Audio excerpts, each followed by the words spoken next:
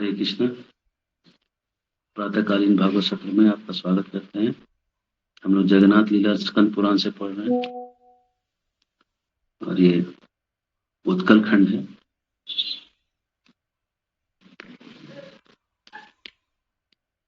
हम लोग देख रहे थे कि उड़ीसा का महात्म पढ़ रहे थे और फिर राजा इंद्रद्युम्न की कथा पे आए थे।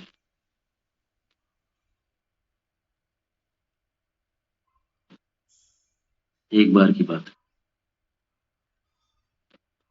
दुनिया में तभी सम्राट इंद्रद्युम्न राज्य करते थे।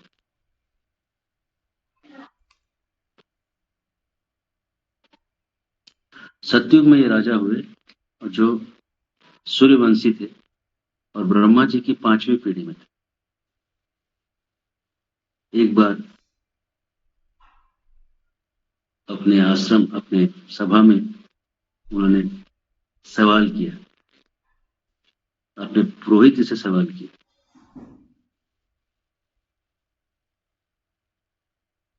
कि आप उस उत्तम क्षेत्र का पता लगाइए जहां इसी आंखों से साक्षात भगवान जगन्नाथ का दर्शन कर सकते। इसी आंखों से भगवान का साक्षात दर्शन।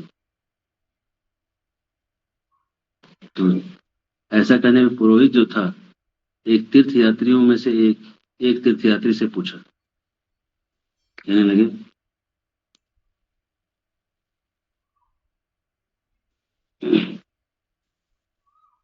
कहते हैं कि तीर्थों में आप लोग विचरते हैं, आप लोग धर्मात्मा हैं, हमारे महाराज ऐसा आज्ञा देते हैं कि उन लोगों ने सुना क्या ऐसा कोई तीर्थ का पता है कि? एक यात्री जो था, जो बहुत तीर्थों को घूमा था, वो राजा के पास आके हाथ जोड़ के कहने लगा कि राजन, मैंने बचपन से ही अनेक तीर्थों का भ्रमण किया है और उसमें जो उड़ीसा नाम का जो प्रसिद्ध देश है, उस देश के दक्षिण समुद्र के पास पुरुषोत्तम क्षेत्र है और वहां एक नीलाचल पर्वत है और सब ओर से वनों के द्वारा घिरा हुआ है। उसके बीच में एक कल्प वृक्ष है जिसके पश्चिम भाग में रोहिणी कुंड है और जहां कारण सागर का जल जिसमें भरा हुआ है और जिसको छूने मात्र से मोक्ष मिल जाता है। वहीं के उसके ही पूर्व तट पे इंद्र नीलमणि का बना हुआ भगवान वासुदेव की प्रतिमा है, जो साक्षात मोक्ष प्रदान करने वाली। इंद्र नील मतलब होता है जो नीला मणि होता है, जिसको टोपाज कहते हैं इंग्लिश में। तो उस इंद्रनील मणि का बना हुआ प्रतिमा है। उस प्रतिमा का दर्शन करने से सीधा ही मुक्ति मिल जाती है।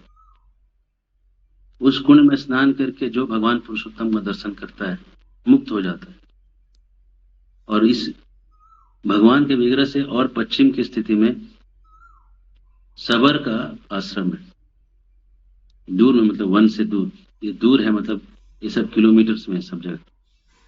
और उस आश्रम से एक पगडंडी का रास्ता है जो कि भगवान विष्णु के स्थान तक जाता है, जहां पे शंख चक्र गदा धरने वाले साक्षात जगन्नाथ विराजमान रहते हैं।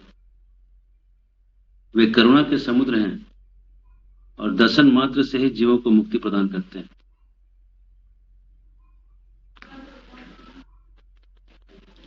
और ये वहां मैं 1 वर्ष तक रह के तपस्या किया था, लेकिन और 1 वर्ष में रह के मैं सारी विद्याओं में प्रवीण हो गया, मेरी बुद्धि निर्मल हो गई।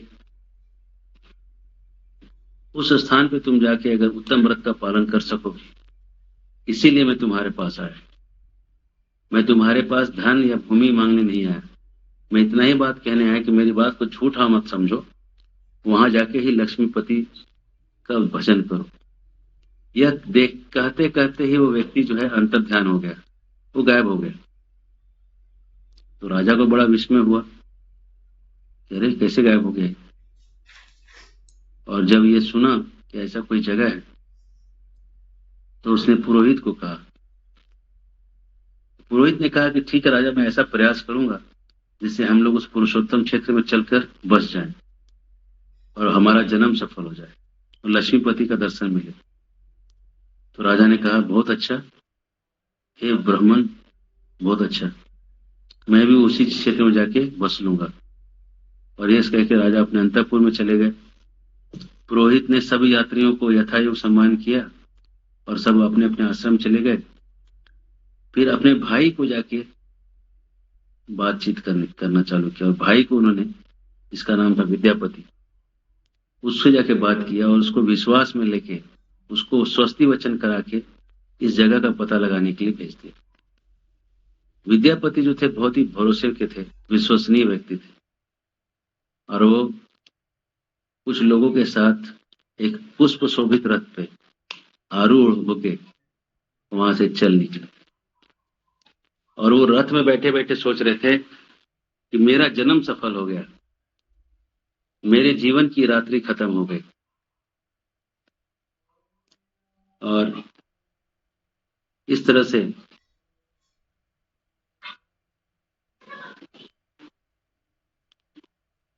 एक मिनट,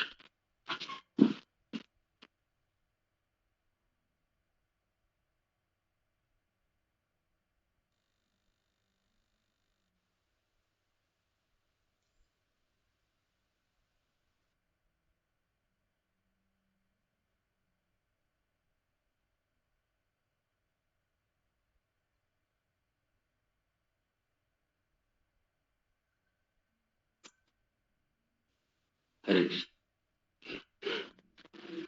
तो विद्यापति वहां से निकले और जो वहां पहुंचे, नाम वहां देख रहे हैं, वो मन ही मन भगवान का स्मरण कर रहे हैं और मुख से नाम का कीर्तन कर रहे हैं, और रोम उनके रोमांचित हो रहे हैं और भगवान की महिमा के बारे में सोच रहे हैं कि मेरा कैसा भाग्य है कि मैं अपनी आंख से भगवान को आज देखूंगा। और उसको रास्ते का कुछ ऐसा पता नहीं चला, यहां तक हम लोग देखे थे। और वहां जाकर उन्होंने देखा कि नीलाचल आ गया। तो वहां जाने के बाद उसके घाटियों में पहुंचे और भगवान के दर्शन के बड़े उत्कंठित हो गए। लेकिन अब रास्ता वहां नहीं मिलने लगा आगे जाने का। तो वो पास में ही जो सबरों का आश्रम था, वहां पे गए और वहां सबरों को उन्होंने देखा कि बड़े भक्त थे। उसमें जो सबरों का जो हेड था, उसका नाम विश्वासु था, जो विष्णु का पूजन समाप्त करके लौटा था।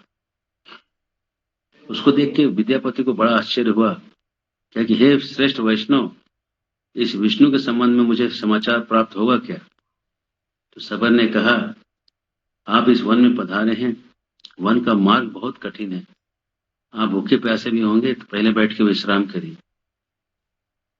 और उनको बिठाया, आसन दिया और फिर हाथ जोड़ के बोला कि हे ब्राह्मण, आप फलाहार करेंगे या कोई रसोई तैयार करें, जैसी आपकी रुचि में वैसा भोजन प्रस्तुत करूंगा।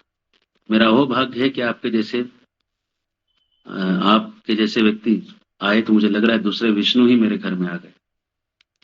तो विद्यापति कहने लगे, मुझे रसोई इत्यादि का प्रयोजन नहीं है, मैं जिसके लिए आया हूं उसको सफल करूं, मुझे दर्शन चाहिए। मैं राजा के यहाँ निवास करने के लिए, हरि के दर्शन के लिए मैं भेजा गया हूं, और जब तक ये समाचार मैं नहीं पहुंचा दूंगा तब तक राजा निराहार ही रहेंगे। समाचार मुझे भेजना है जल्दी से कि जगह मिल गई। तो जैमिनी कहते हैं, ये सुनने के बाद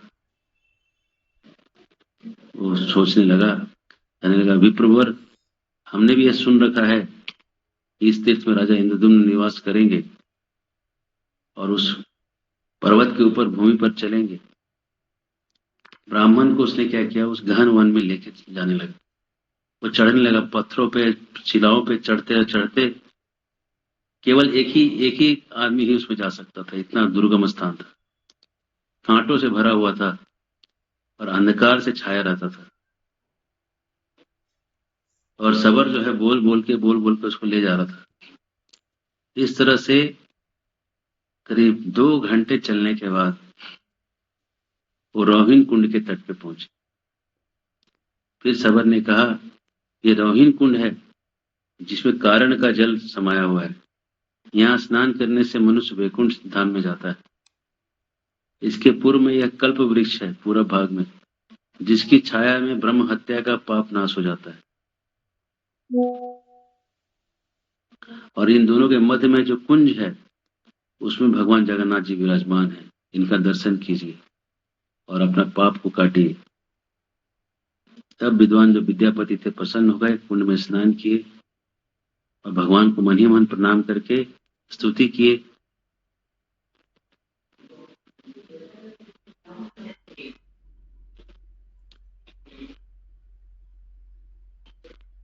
और स्तुति करने के बाद, बहुत लंबा स्तुति है, उन्होंने स्तुति किया, हे प्रभु,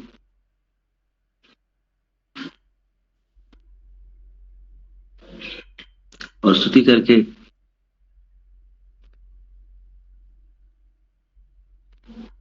भगवान का दर्शन पाके कृतार्थ महसूस किए। दिन बीत गया, थक गए, भूखे प्यासे रहे, वो वापस चलने लगे।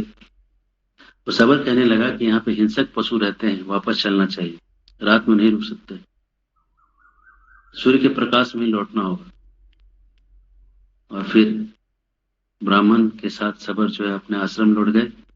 ब्राह्मण भगवान के ध्यान में लौटे और उनको दुख इत्यादि कुछ हुआ नहीं, और उनको समझ में नहीं आया कि कैसे थके या नहीं थके। शरीर के कष्ट से ऊपर उठ चुके थे और इसने नाना प्रकार के खाद्य पदार्थों को देख के ब्राह्मण का पूजन किया। और ब्राह्मण को बड़ा विस्मय हुआ, बोले अरे ये सब पदार्थ तो राजा के पास भी नहीं मिलेंगे, ऐसे खाने की चीजें, तो तुम्हारे पास कैसे हैं? तो सबर ने कहा कि देवता लोग रोज आते हैं पूजा करने के लिए, और पूजा के बाद वो लोग चले जाते हैं गीत वाद इत्यादि बजा के, और उनके जाने के बाद जो प्रसाद है हम लोग लेके आते हैं, और इसी कारण से मेरा बुढ़ापे का नाश हो गया, और मैं 1000 साल से देखो कैसे बूढ़ा भी नहीं हुआ अभी तक। ये सुनने बड़ा आश्चर्य हुआ और कृतार्थ हुए कि भाई हमको ऐसा प्रसाद मिल रहा है।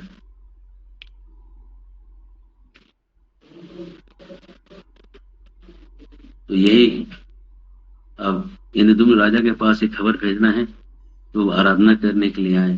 तो सबर कहते हैं, विश्वासु, हे दोस्त, ये पहले से बात प्रसिद्ध है कि आगे राजा इंद्रदुम्न यहाँ पे आएंगे, ये इन लोगों को पहले से पता है, लेकिन वो नील माधव का दर्शन नहीं कर सकेंगे, ये भी प्रसिद्ध बात है। भगवान ने यमराज से प्रतिज्ञा की है, उसके अनुसार ये शीघ्र ही स्वर्ण में बालुका में छिपकर अदृश्य हो जाएंगे। भाई यमराज बोले कि अगर सबका आपका दर्शन हो जाएगा, सब मुक्त हो जाएंगे, तो मेरे लिए कौन रह जाएगा? तो इसलिए भगवान का दर्शन उन्हें नहीं हो पाएगा, आंखों से ओझल हो जाएंगे, राजा को नहीं दिखेंगे। लेकिन जब राजा अन्न और जल त्याग कर मरने को तैयार हो जाएंगे, तो भगवान उनके सपने में आएंगे और दारू ब्रह्म के रूप में प्रकट होंगे और फिर लोगों का उद्धार करेंगे। ये सब स्थान, ये सब चर्चा होने लगेगा। और ये सुनने के बाद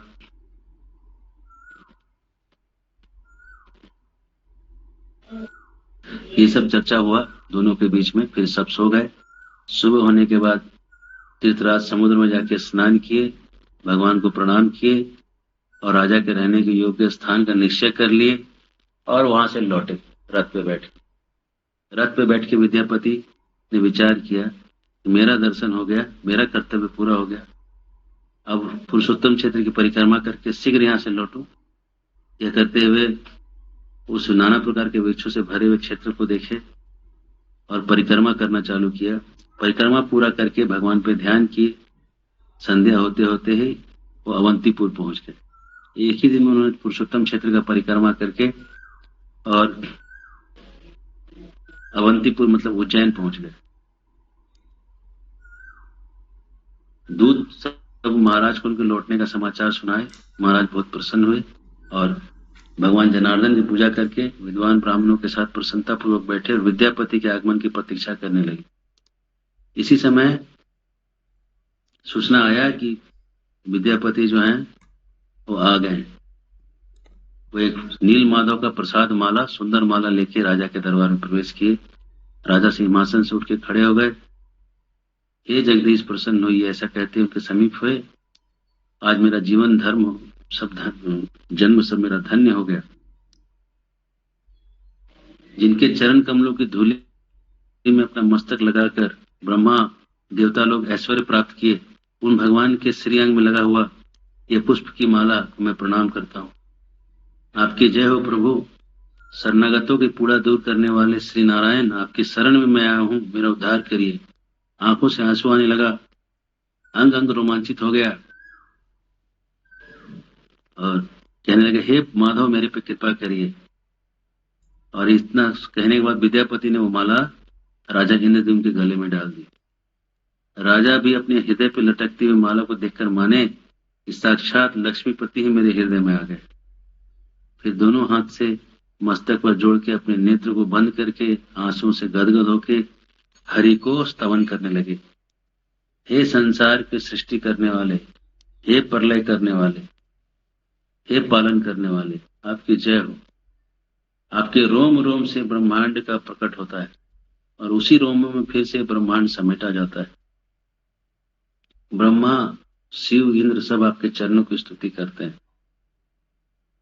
आप दीन अनाथों की रक्षा में हमेशा तत्पर रहते हैं। हे बिना कारण के ही करुणा के समुद्र, आपकी जय हो। हे जगन्नाथ, हे भक्त वत्सल, मैं अनादिकाल से भ्रम में भटकने वाला दीन मनुष्य एकमात्र आपकी शरण में आया हूँ, आप मेरी रक्षा करें। ऐसे स्तुति करके राजा अपने आसन पर बैठे। उस समय गृहस्थ, ब्रह्मचारी, वानप्रस्थी, सन्यासी सब उनके पास घेर के बैठ गए।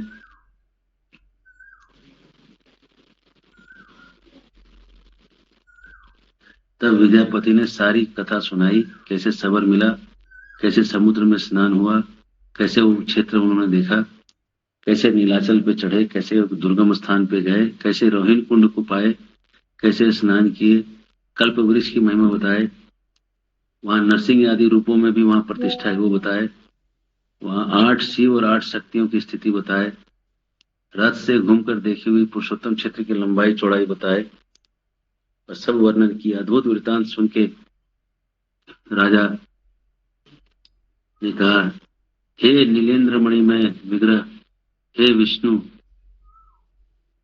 आपको जय हो। और कहने लगे, इनके स्वरूप का वर्णन करो। तो विद्यापति कहने लगे, उस दिव्य मूर्ति का वर्णन करता हूँ जिसे आंखों से ही देखा जाता है, बहुत प्राचीन है और इंद्र नीलमणि का प्रस्तर से बना हुआ है और ब्रह्मा शिव इंद्र रोज आके उनकी पूजा करते हैं और दिव्य मालाओं को लेके आते हैं। ये न तो कभी सूखता है न कभी इसका सुगंध कम होता है और वही दिव्य उपहार वहां से आते हैं जो प्रभु भोग लेते हैं। और मैं वो खाने के बाद मेरे अंदर भी अलौकिक तेज आ गया, बुढ़ापा रोग सब खत्म हो जाता है। उस तीर्थ में जो नील कमल है वैसे ही भगवान साक्षात दिखाई पड़ते हैं, शरणागतों को अमृत में मोक्ष प्रदान करते हैं। इस तरह से इन्होंने कहा। अब आगे जगन्नाथ जी के नीलमणि के विग्रह का वर्णन होगा। इंद्रद्युम्न राजा पूछेंगे और इंद्रद्युम्न के पास नारद जी आएंगे और फिर आगे चलेगा कि कैसे जगन्नाथ जी का मंदिर बना, इंद्रद्युम्न महाराज कैसे जाएंगे वहां उनका दर्शन करने के लिए, ये बात आगे आएगी। हरे कृष्ण।